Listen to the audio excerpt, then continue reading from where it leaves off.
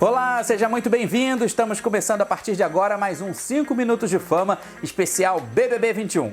Hoje a gente vai falar sobre a eliminação da Thaís, a 10ª participante a deixar o confinamento. Ela saiu da casa, gente, com 82,29% dos votos, num paredão triplo que teve o Arthur, que levou 15,88% dos votos, e o Fiuk, que ficou com 1,83% dos votos do público. Foi uma noite muito animada, né? Foi uma noite, assim, bastante empolgante, principalmente por causa do discurso de eliminação do Thiago Leifert. Lá do estúdio, ele resolveu assim dar uma movimentada na casa e fez um discurso às avessas. Ele, em momento nenhum, citou a Thaís no discurso dele, ele ficou bastante focado no Fiuk e no Arthur, falando sobre as disputas deles, as brigas, né, internas, essa coisa mesmo da competição, e ainda sobre a importância dessa competição deles dois para a competição maior, que é o BBB 21. E aí ele não falou nada sobre a Thaís, deixou realmente a Thaís fora ali do foco, fora do discurso, mas quando terminou o discurso, ele anunciou que a Thaís seria a eliminada da noite. E olha, gente, a gente pode dizer que de umas semanas pra cá, realmente a Thaís, ela não estava interagindo com a casa, né, com o jogo e principalmente com os mecanismos do reality. De fato, aqui fora, a gente teve uma visão de planta em relação a Thaís. Muita gente falando sobre a participação dela. Eu cheguei a ler na internet pessoas falando assim, olha, foi uma vaga jogada fora, porque outro participante poderia sim estar ali disputando o prêmio, e a gente percebia que a Thaís, ela estava até em certos momentos jogando, bem poucos momentos, mas ela estava jogando, mas que ela não estava ali se esforçando em relação ao prêmio, né, em relação à disputa mesmo, porque o Big Brother não é uma colônia de férias, né? O Big Brother é um game e que vale R$1,5 milhão de reais. E aí, não só essa questão do posicionamento da Thaís, né, ou do não posicionamento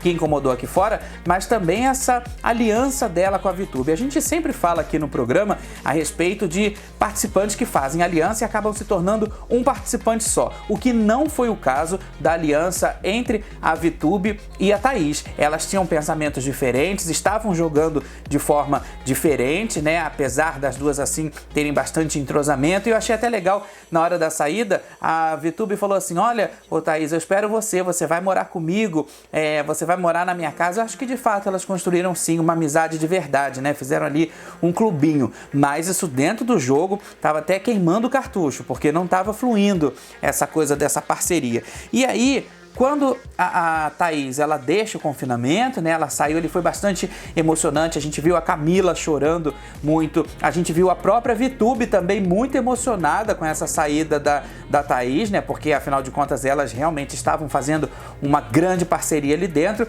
Aí a Thaís deixa a casa do BBB e segue pro estúdio para conversar com o Thiago Leifert. E aí lá no estúdio, eu gostei muito da conversa, apesar de ter sido breve e apesar da dificuldade da Thaís em conseguir formar frases, né? Porque eu acho até que não é nem por uma questão cultural, eu acho que é o jeito dela mesmo. Ela tem um bloqueio de comunicação, ela tem uma dificuldade para poder se comunicar. E aí o Thiago chega para ela e fala algumas situações que ele pontuou que poderiam ter contribuído para a eliminação dela. E aí é o seguinte, ele fala sobre, por exemplo, a falta de posicionamento dela no jogo por histórias mal resolvidas, como o romance dela com o Fiuk, né? Que a gente até no começo estava shippando esse casal, a gente estava até torcendo para que fosse rolar, de repente o casal esfriou, não rolou mais, aí eles ficaram distantes, né? O Fiuk da Thaís, depois eles voltaram a se aproximar e aí também não saiu disso, a coisa não fluiu. E o público gosta de histórias bem contadas, né? O público gosta de situações bem amarradas. Além dessa história da Thaís com o Fiuk, teve ainda a briga entre a Thaís e a Juliette, que elas ficavam ali naquela crise de ciúme por causa da VTube, entre outras situações, né? Mas que também as duas conversavam sempre, sentavam, colocavam a situação em pratos limpos, mas a situação raiz ali na essência nunca foi resolvida entre elas. Então, isso também acho que enfraqueceu bastante. O próprio Thiago disse isso para a Thaís na eliminação. E teve ainda também a história da Thaís com o Caio, porque eles criaram aí uma antipatia muito grande e também não resolveram isso. Então, somando isso tudo, o Thiago chegou a falar, olha, você colecionou aí histórias mal resolvidas e o público gosta de histórias com começo, meio e fim. E as dela ficaram aí sem desfecho nenhum. Ela própria também assumiu isso lá na eliminação, né? Que ela deixou a desejar na resolução de algumas histórias dela. Mas aí, antes de terminar o programa ao vivo, antes de terminar a eliminação, o Thiago informou para a Thaís a porcentagem dela de eliminação, né, que foi mais de 80% dos votos. E aí ele explicou que não se tratava, apesar do número ser alto, não se tratava de uma rejeição, diferentemente de outros participantes que saíram com números altíssimos aí, né, de votos, enfim, até por conta da rejeição mesmo. Mas a Thaís, aqui fora, de um certo modo, ela estava... não estava agradando tanto, mas também estava naquele não fede nem cheira, né? E o Thiago fala para ela o seguinte, que ele gostou muito porque lá no começo do jogo ela teve uma visão do jogo, de algumas situações que outros participantes não tiveram, e ela chegou a se posicionar em relação a isso. Um caso aí, um exemplo, foi a questão do Lucas, mas também ela não saía dali de cima do muro e não se resolvia, né? A situação agora, gente, é a seguinte, a Thaís saiu, a casa está com 9 participantes e já estamos na reta final, né? Eu acho que a partir de agora o clima vai esquentar, essa semana vai ser muito tensa na casa, porque a coisa tá afunilando, eles já perceberam isso e a gente aqui fora já pode começar a fazer as nossas apostas sobre quem será o grande vencedor ou a grande vencedora do BBB 21.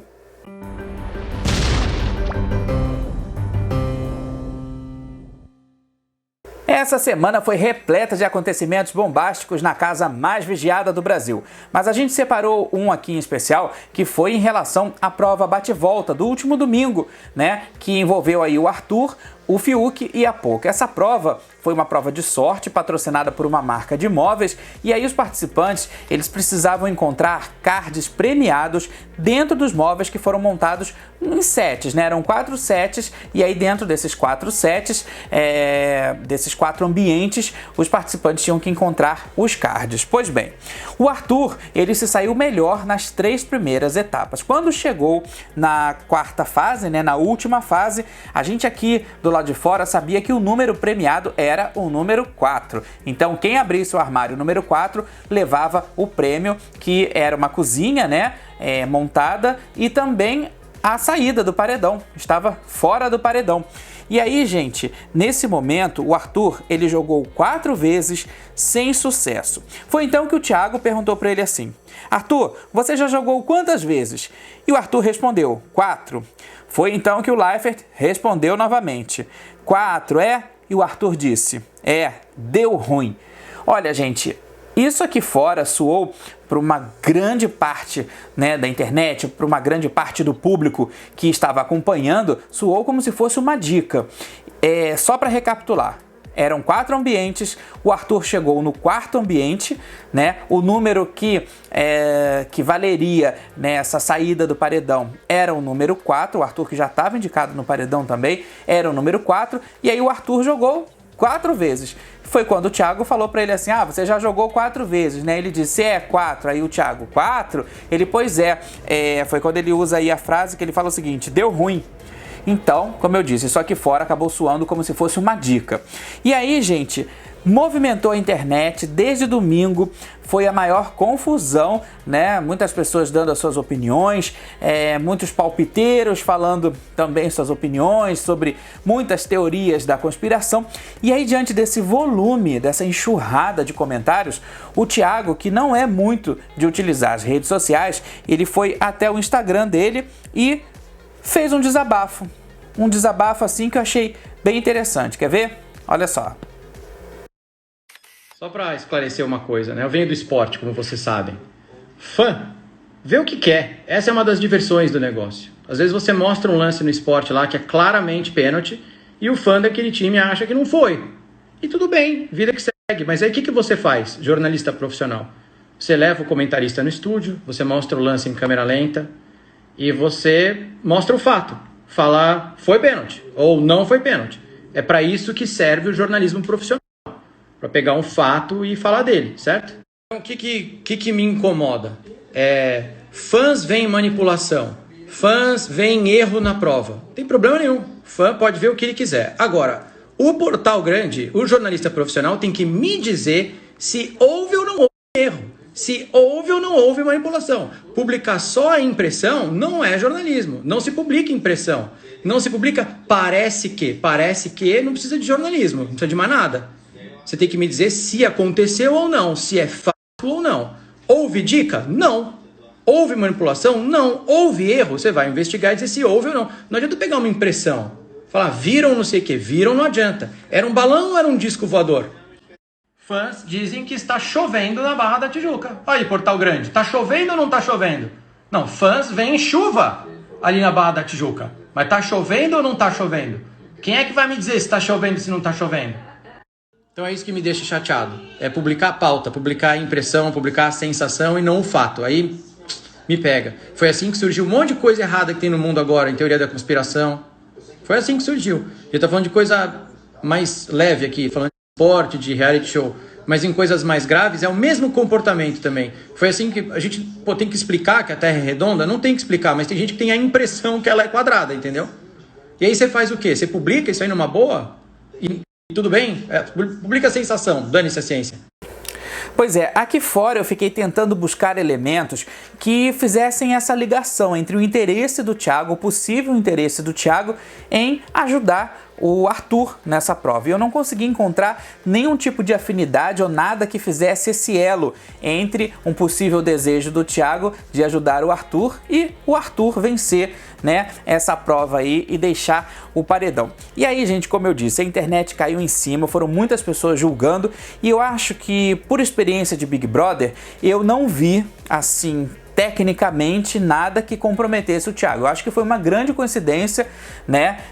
Por conta do número 4 que estava ali presente nesse momento todo da prova, né? Mas eu acho que foi uma coincidência mesmo. Como eu disse, eu não vejo nenhum interesse do Thiago em querer livrar o Arthur desse paredão, né? A gente sabe que o Arthur acabou não saindo, teve aí uma porcentagem mediana, mas enfim, eu acho que realmente foi uma coincidência. Agora, cada um vê, o Thiago ele falou uma coisa muito interessante, que é a seguinte, isso é como se fosse um jogo, né? E aí tem os fãs, tem aqueles torcedores, e cada um vai ver o que quiser ver, cada um vai apontar o que quiser apontar. E eu acho que fica dentro da consciência de cada um acreditar ou não. Como eu disse, ele utilizou as redes sociais para pedir uma retratação em relação ao que foi feito, né? Porque alguns sites noticiaram isso, até acho que de forma um pouco pesada, quase que afirmando que realmente o Thiago estava ajudando um participante,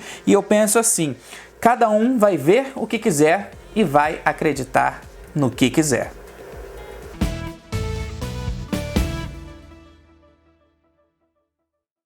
O nosso programa está chegando ao fim, mas antes eu queria agradecer a todos que se disponibilizaram através das redes sociais, me desejando felicidades pelo meu aniversário. Muito obrigado por esse carinho, muito obrigado por essa energia tão importante nesse momento de isolamento social, né, que eu estou vivendo e que também várias outras pessoas estão vivendo, nesse momento de distanciamento.